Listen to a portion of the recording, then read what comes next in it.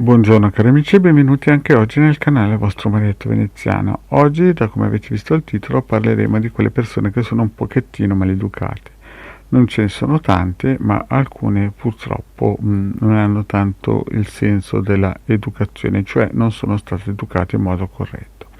Ma prima di fare questo, il vostro Marietto Veneziano vi chiede di iscrivervi al canale YouTube di Ildegarda, al canale YouTube del vostro Marietto Veneziano, di venirci a trovare nei nostri gruppi Facebook e anche in Telegram, dove ormai lo sapete, nel gruppo dei Magici Arcieri Bertoldini, ogni lunedì sera il Degarda Marietto Veneziano, coadiuvati a Milas, tengono un percorso esoterico. I link sono sotto qui in descrizione, se volete anche lasciare un commento, il vostro marietto contento e anche un bel super like. Bene, parliamo di queste persone educate male, ma prima di fare questo il vostro marietto vorrebbe partire da distante, circa 30 anni fa. 30 anni fa più o meno il vostro marietto aveva 17 anni e aveva finito a scuola alberghiera ed aveva trovato un posto di lavoro come comedy bar in un albergo a 5 stelle a circa 500 km da casa sua. E chiaramente era un periodo molto particolare, era un super albergo sul mare gestito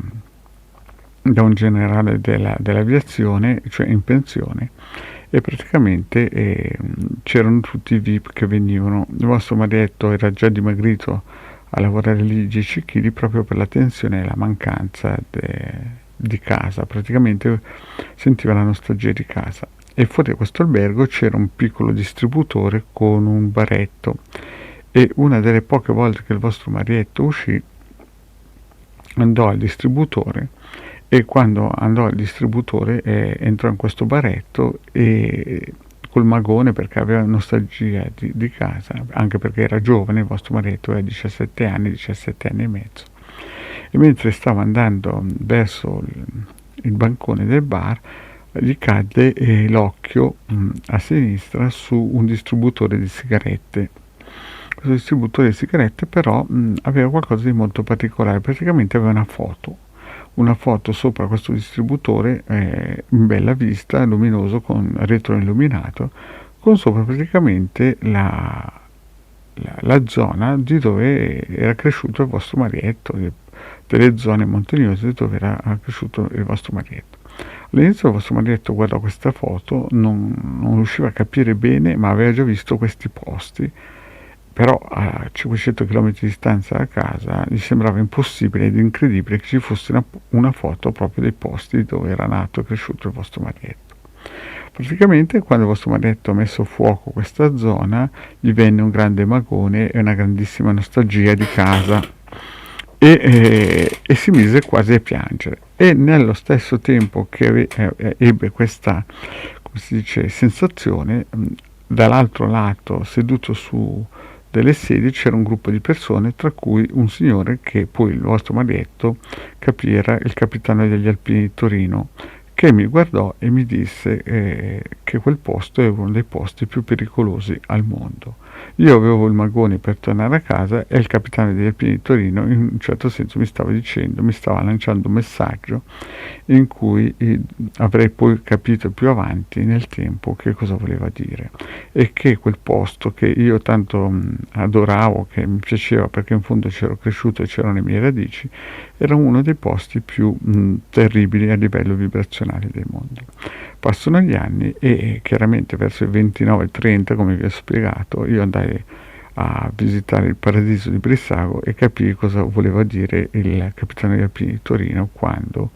mi aveva detto a 17 anni che quel posto era uno dei posti più pericolosi. Sì, perché questa città, essendo pieno di banche, stava creando praticamente l'autostrada per poi scendere in basso strada a molte persone. Ma in quel momento, a 17 anni, non lo capì. E adesso ritorniamo alle persone maleducate che contattano il vostro marietto o la Hilde, che magari hanno pretese che la persona, cioè che il vostro marietto lavori gratis, e magari fanno delle domande in modo, come si suol dire, pretenzioso e arrogante. Allora, la prima cosa che dovete capire è che il mondo non lo comandano quei buffoni che stanno magari in prima pagina o in TV, ma il mondo lo comanda chi guida il lato eterico della cosa. Quindi quando voi vedete una persona che è in TV, sicuramente è una persona importante, ma a livello proprio vibrazionale è l'ultima, perché chiunque comanda e sa e ha potere certamente non va a fare le sceneggiate in TV. Quindi la cosa importante è capire che chi ha in mano la materia eterica o chi ha le conoscenze esoteriche chiaramente è un passo avanti a tutti. Quindi le persone maleducate devono cominciare a capire che quando si rivolgono a un esoterista devono sempre avere un occhio vispo, le orecchie aperte come il Topo Gigio, perché sennò va a finire che il basso astrale si riempie tutto in un colpo, no? E non lo dico perché si rivolgono a vostro marito in modo maleducato, ma per avvisarle di non venirmi a dire a me che magari alcuni sono ciarlatani e io no, o viceversa, perché hanno proprio imbucato la casella sbagliata, nel senso che dovete stare anche attenti a certi esoteristi, perché sono anche persone come voi e magari potrebbero avere dei risentimenti. Quindi attenzione anche a telefonare e pensare di stare parlando con un ciarlatano, perché magari quel ciarlatano non lo è e potrebbe farvi un tricky. Quindi questo messaggio. Il messaggio è di stare attenti, perché questi giorni ho ricevuto delle mail e di persone un pochettino arroganti che non riescono a capire che ci sono dei limiti e quando si oltrepassano questi limiti purtroppo dopo c'è un karma pesante a pagare, quindi sempre ben attenti quando